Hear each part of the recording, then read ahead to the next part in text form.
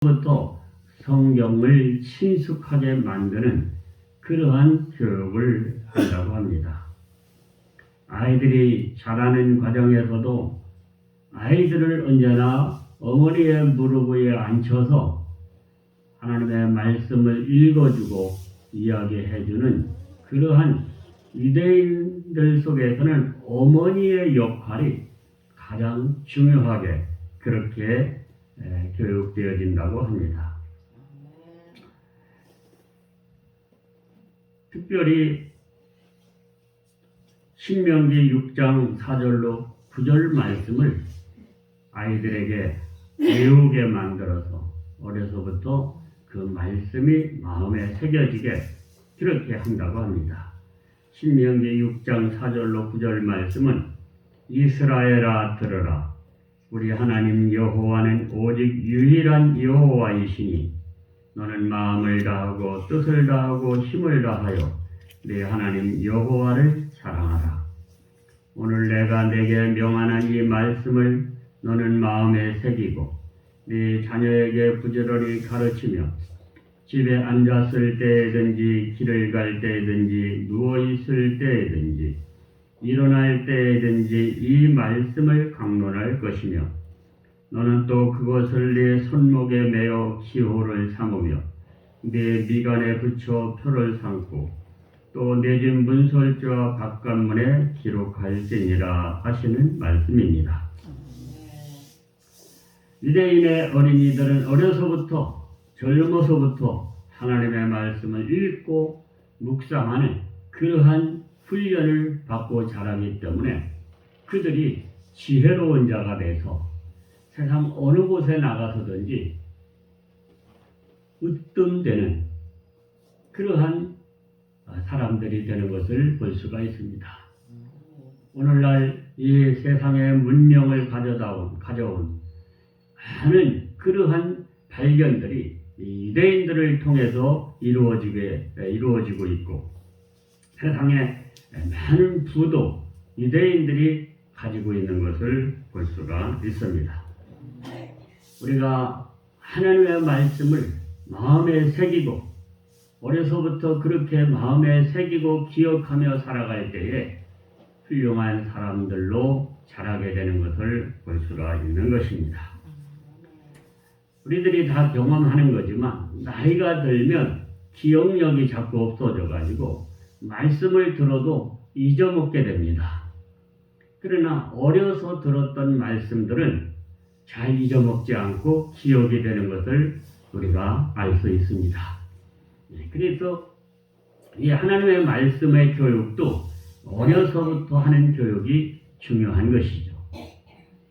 그러나 오늘 우리들이 나이가 많아서 들으면 다 잊어먹는다 할지라도 자꾸 말씀을 듣고 그 말씀을 들을 때 은혜가 되어져서 아멘으로 받고 그러면 그 말씀이 다 잊어먹는 것 같아도 우리의 그 삶 속에 나타나게 되어 있습니다.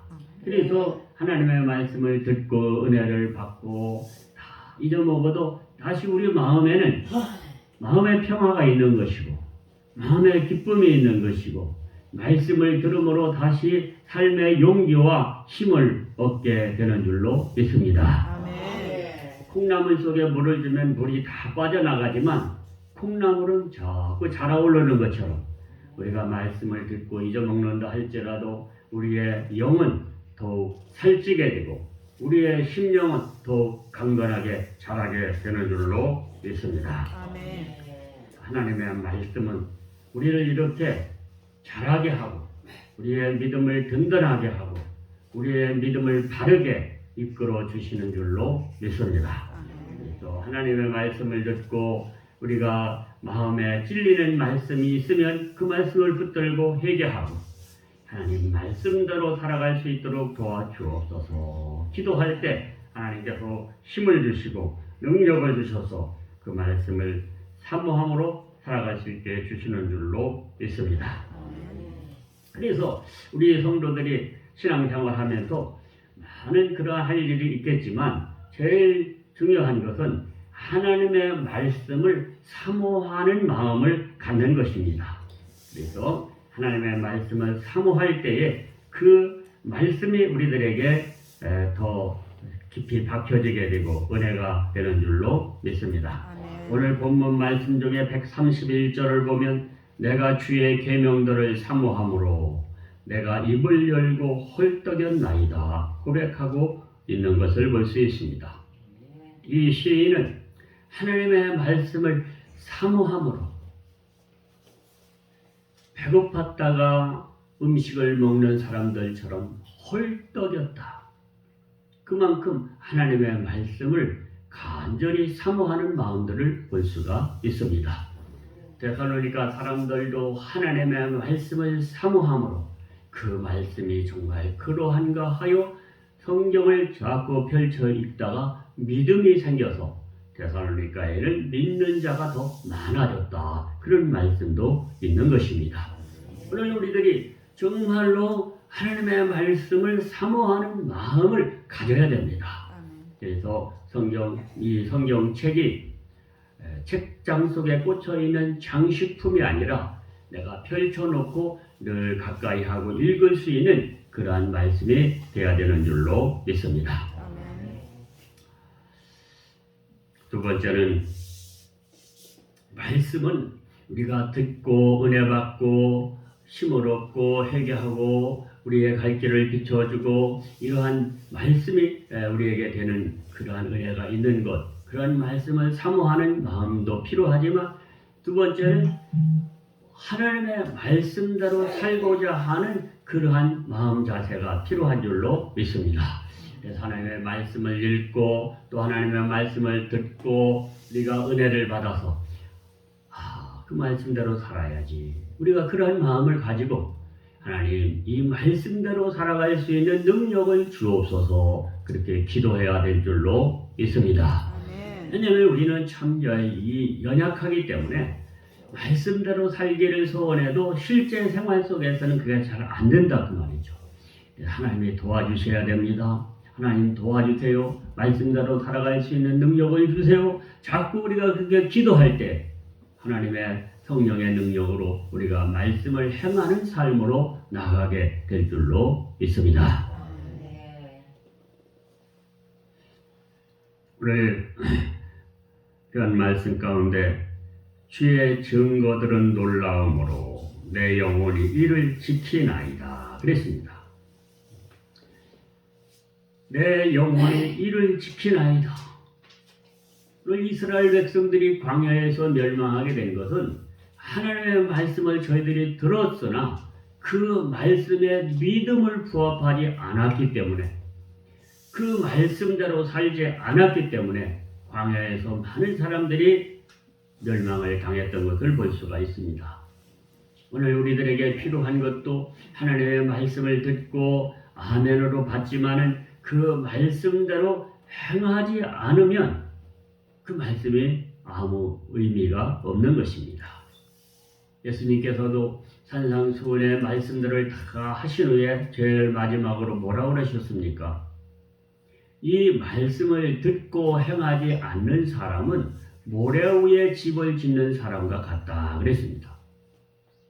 그러나 이 말씀을 듣고 행하는 사람은 집을 지을 때 반석 위에 바위 위에 집을 짓는 사람과 같다 그렇게 말씀을 하셨습니다. 그러므로 중요한 것이 무엇입니까? 말씀을 듣고 은혜 받는 것도 중요하지만 그 말씀을 내 삶 속에 한 가지 한 가지의 행동으로 옮기는 것이 중요한 줄로 믿습니다. 하나님의 말씀은 빛이시 예수님은 내가 빛으로 세상에 왔다고 말씀하셨습니다. 말씀은 빛인 것입니다. 말씀이 내 귀에 들려오고 말씀이 내 눈에 보여지고 말씀이 내 마음에 들어올 때 내 마음에 어두움이 물러가게 되는 것입니다. 하나님의 말씀이 내 심령 속에 비춰질 때 내 심령에 어두움이 물러가고 밝은 빛이 임하게 되는 줄로 믿습니다.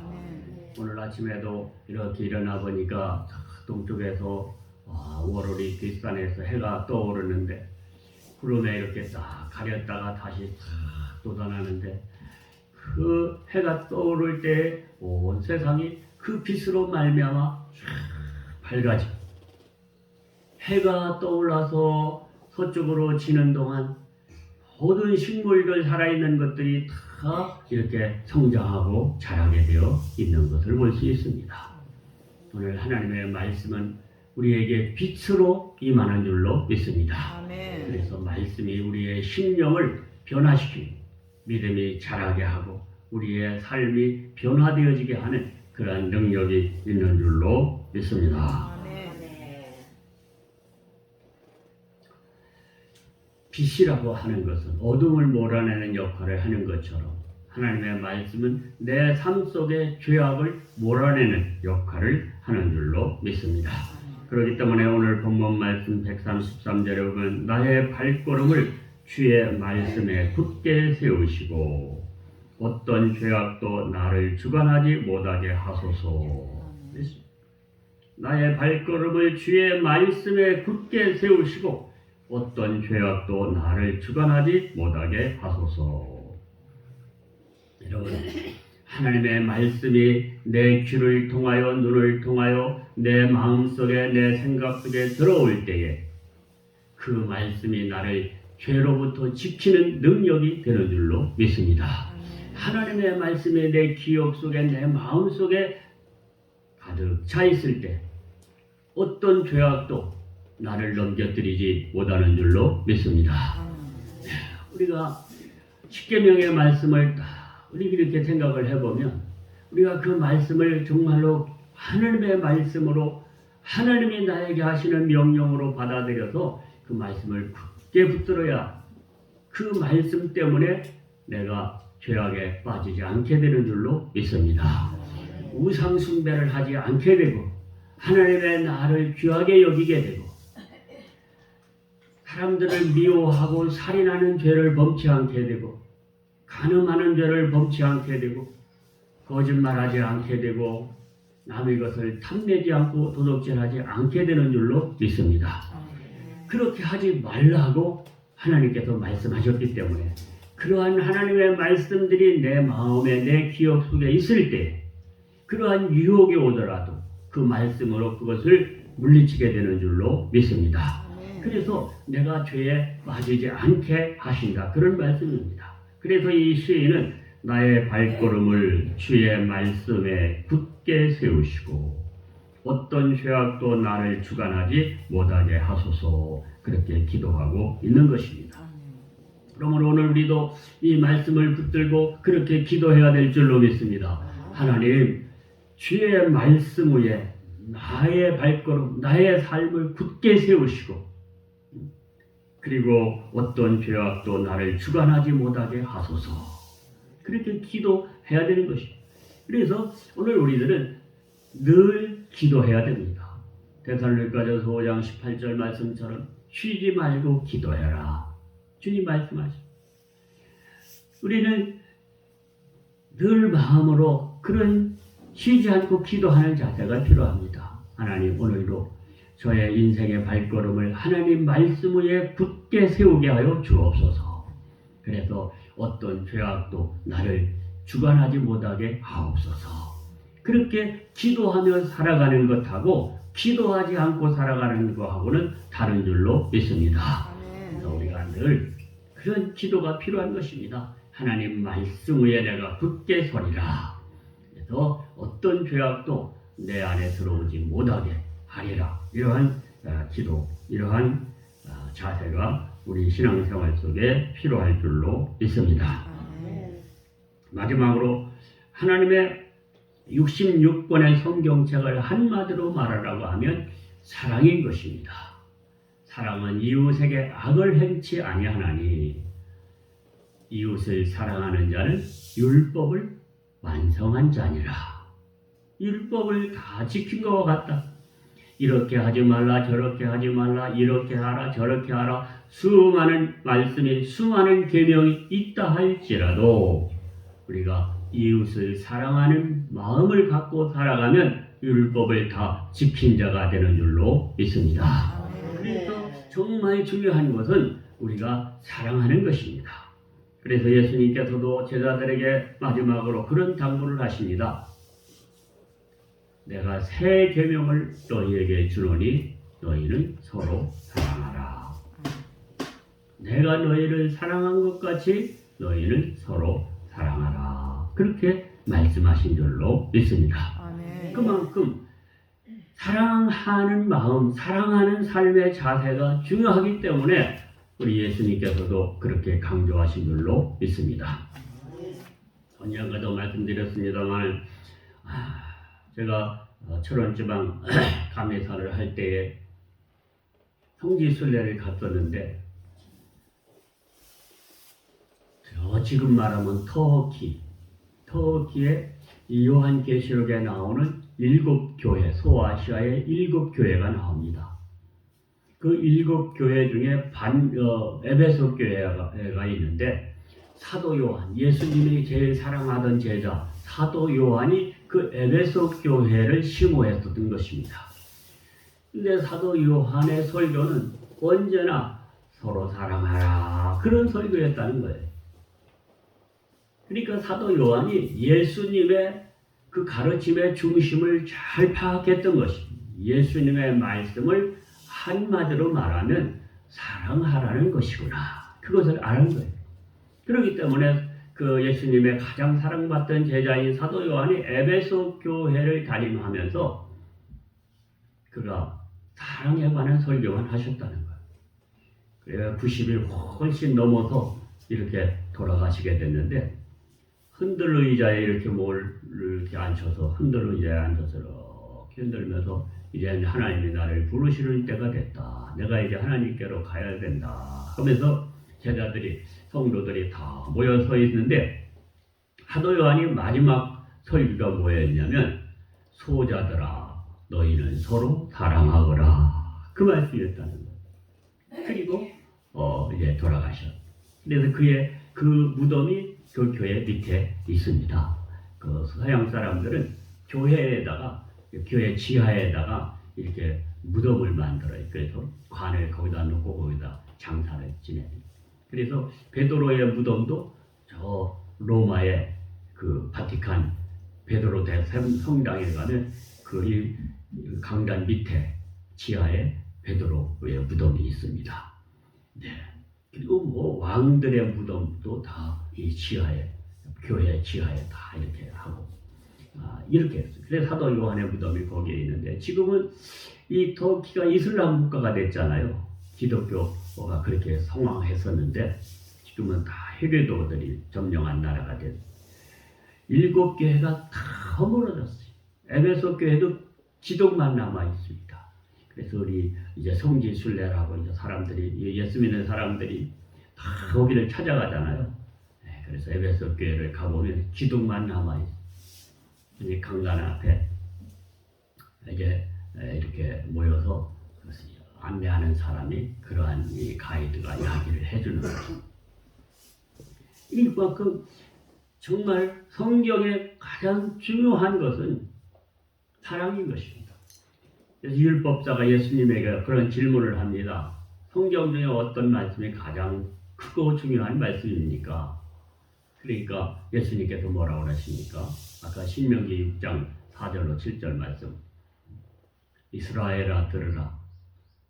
주 여호와는 오직 유일하신 하나님이시니 너희는 마음을 다하고 힘을 다하고 뜻을 다하고 힘을 다하여 주 너희 하나님을 사랑하라 하신 그 말씀이고, 둘째는 내 이웃을 내 몸과 같이 사랑하라 하신 말씀이니라. 예수님이 그렇게 말씀하시지 않습니까? 사도 요한이 그랬던 것처럼 오늘 저도 깨닫는 것은 사랑하지 않으면 아무 의미가 없다. 모든 말씀을 다 우리가 지킨다고 할지라도 사랑하지 않으면 안 돼.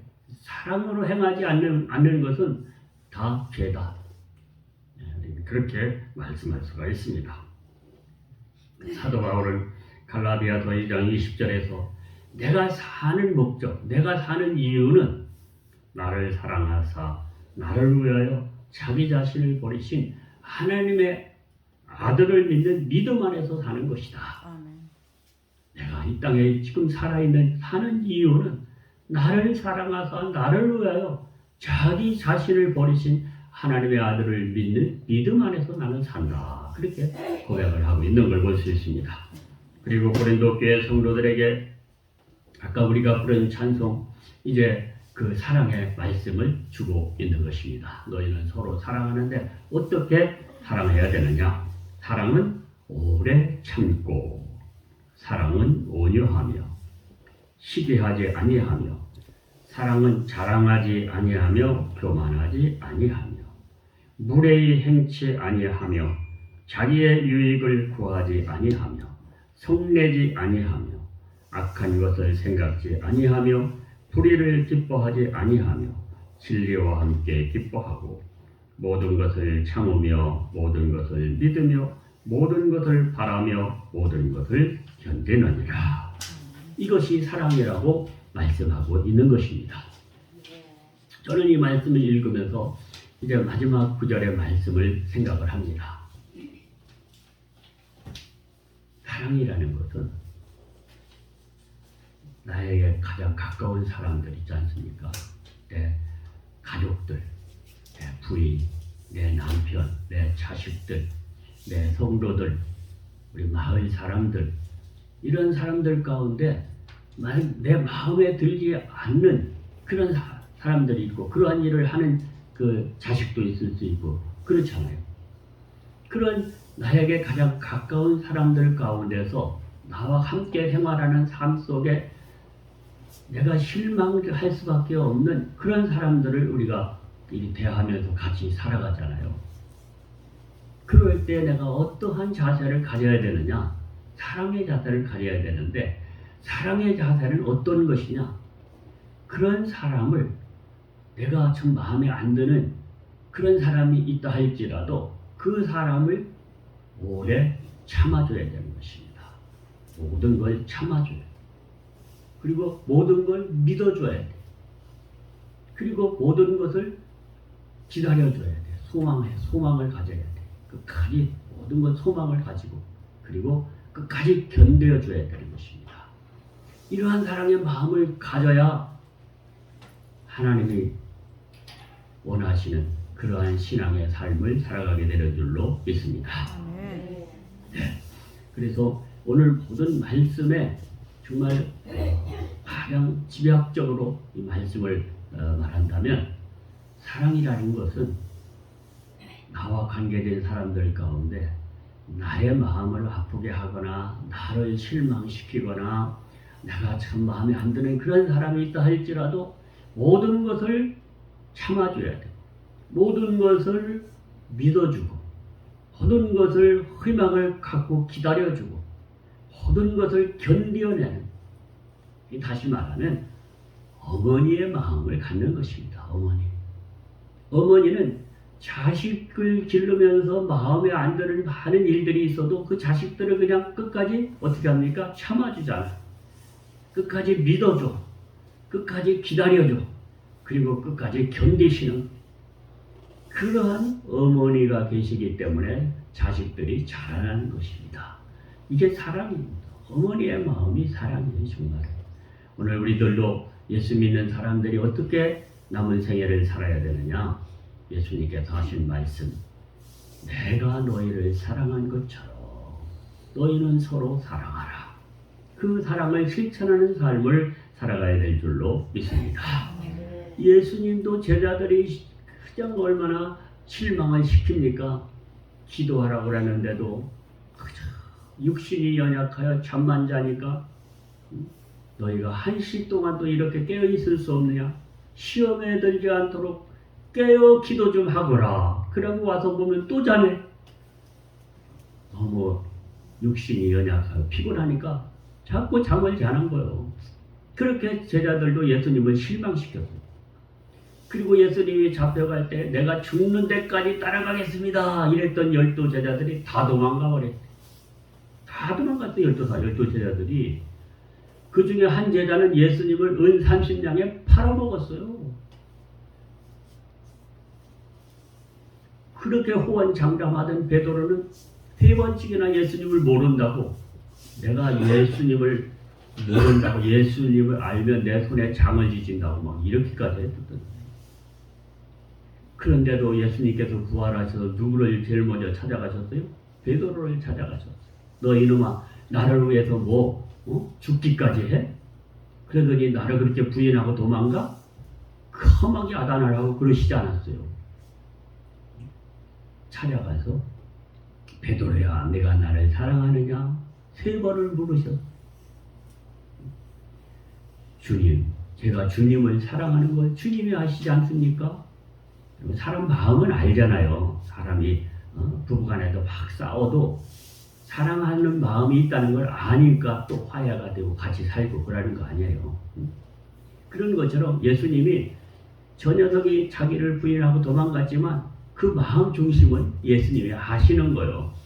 그러니까 베드로가 부활하신 주님이 찾아왔을 때 얼마나 부끄럽습니까? 얼마나 안타깝습니까? 그런데도 베드로가 뭐랍니까? 내가 주님을 사랑하는 줄 주님이 아시지 않아요. 그래 너 이제 믿음에 굳게 서서 내 양들을 좀 쳐다오. 그렇게 부탁을 하시는 거예요. 이 예수님은 이렇게 제자들도 끝까지 참아주셨고 믿어주셨고 기다려주셨고 견디셨어요.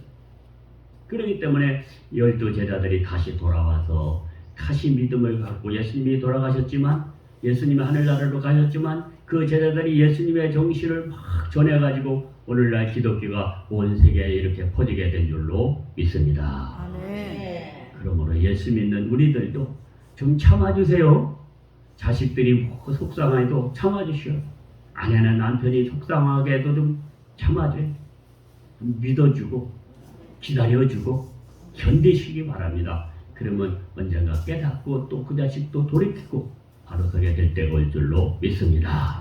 이렇게 사랑의 삶을 사는 것이 하나님의 말씀을 지켜 가는 것인 줄로 믿습니다. 우리 주여 삼창으로 통성으로 기도하십시다. 주여